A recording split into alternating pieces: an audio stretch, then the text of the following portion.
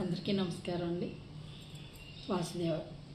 ఇదివరకండి ఎవరికైనా ఇరుగు పొరుగు అనుకోండి, మన పక్క వాళ్ళకి ఏదైనా కష్టం వచ్చిందంటే ఇంటి చుట్టూ ఉన్న వాళ్ళందరూ కూడా పరిగెట్టుకొచ్చి ఒక హాస్పిటల్ అవనివ్వండి, ఒక శుభకార్యం అవనివ్వండి, దేనికైనా సరే పరిగెట్టుకుంటూ వచ్చి ఏం అవసరం ఉంది ఏంటి, హాస్పిటల్కి వెళ్ళాలనుకోండి డబ్బులు లేవా అని ఎవరింట్లో ఉంటే వాళ్ళు తీసుకొచ్చి ముందు ఆపద గడిపేసే అంత మనస్తత్వాలు ఉండేయండి.